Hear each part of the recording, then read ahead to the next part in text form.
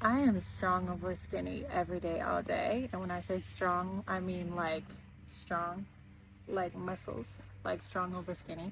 And what I mean by that is that I think that we as women have been taught to chase skinny at all costs for far too long. So I'm thinking about like the messaging that I grew up with and that previous generations have grown up with. I think girls are still growing up with this messaging, but this smaller is better, thinner is better, skinnier is better. The worst thing that you could possibly do as a woman is be too large. And I think the problem with this, other than the fact that it's just wrong and it's not healthy, is that it's what it teaches us to do to ourselves.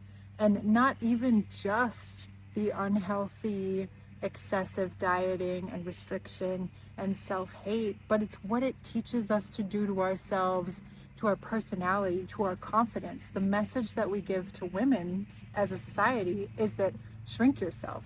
And think about it, even amongst us, amongst women, what do we most compliment other women for? Like the big things that women get complimented on. Think about it. Like if a woman's on a diet and she loses weight, we're like, oh my God, you look amazing. Oh my God, you lost weight. Like, yo, you had a baby. Oh my God, you lost weight. Like, you're looking great. Like, that's one of the highest compliments, right? That you can give a woman is like, oh my God, I can tell you lost weight. Now, I'm not saying that that's a bad thing or that's a bad compliment, but I just think that it's telling because it's basically like saying, because how often do we compliment? Now it's starting to change a little bit with our gym culture. I will definitely compliment another woman on her muscles, absolutely, but historically that's not been the case, right? And so how often are we like, I love how much space you occupied today? Like, that's not a compliment you give a woman, right? I love how you, and and so now we're starting to say, oh, I love how you were killing it in the gym or your muscles look amazing. But this is new for us. Historically, it's always been we've been rewarded by when we get smaller. When we if we could just get tiny and disappear, the smaller we get, the more we get rewarded and complimented as women. Whereas the more we expand and get bigger, the less we are complimented. And this fundamentally, what it has taught us is that we need to make ourselves smaller. And we don't only do that physically, we also do that in every other way, right? I wouldn't want to occupy too much space. Oh my God, I don't want to be the crazy girl or the emotional one or the aggressive one, right? A woman who has boundaries suddenly is getting called bitchy, right? It's like those things that if a man were doing it, men are occupying space and they don't think anything of it. It's natural for a man to occupy space. A man who asserts himself, oh, well, he's assertive. That's a good thing, right? But a woman doing those things, oh, she's aggressive, she's bitchy, like, oh, she's acting like a man. Look at her. It's like those are not quote unquote good things, right? We as women, we've been taught to shrink ourselves, be small, you know, don't make anybody upset, don't make anybody uncomfortable. Everyone else should approve of your body because your body's not just yours. Your body is for consumption. Your femininity is for consumption by society. So you better make yourself a small, tiny little desirable package or what? I'm here to say or what? Or the fuck what? You know what? Take up space. Make people uncomfortable. Sometimes people need to be uncomfortable to get checked, right? Most people mean well, but sometimes you just need to make someone uncomfortable. Lay down a boundary.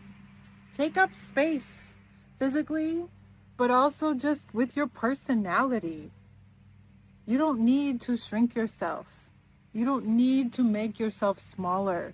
You are allowed to occupy space. You are allowed to exist. You're allowed to expand. You're allowed to be who you are. You're allowed to be strong. You're allowed to have opinions.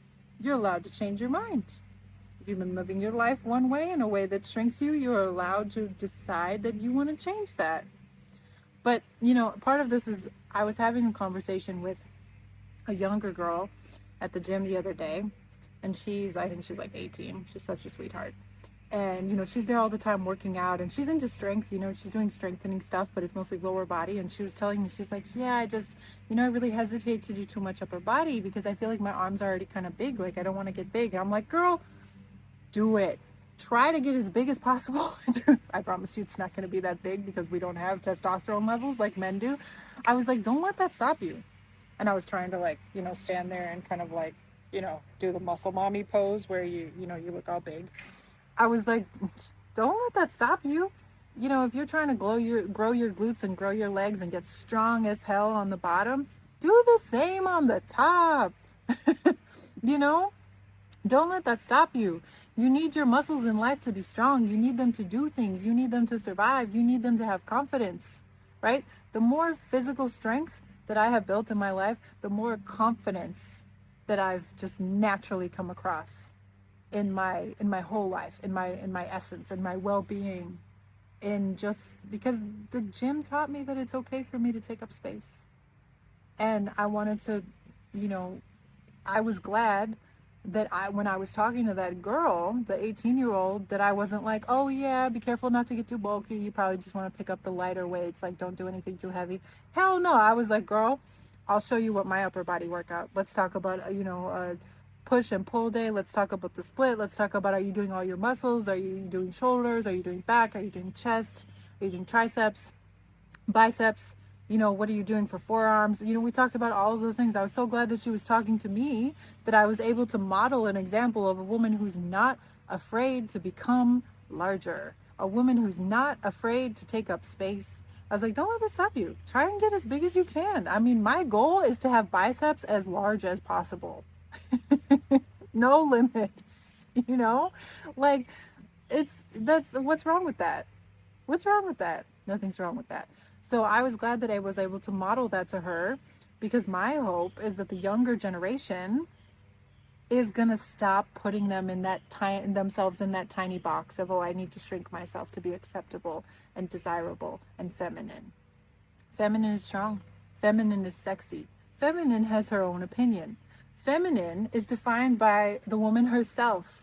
Feminine, you don't have to wear pink. It's funny, I do have pink on today, but you don't have to wear pink to be feminine. You don't have to be small boned to be feminine. You can be in the gym. You can have big muscles. You can have opinions. You can do whatever you want.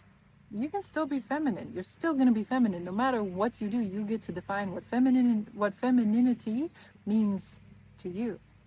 So that was really my whole message today is, I was just thinking about the implications of how we as women are always praised for shrinking ourselves, and how we've not been praised for expanding ourselves and taking up more space. And I think it's time to change that. And so my hope is that I can help model that. And that is part of the philosophy of Strong Over Skinny.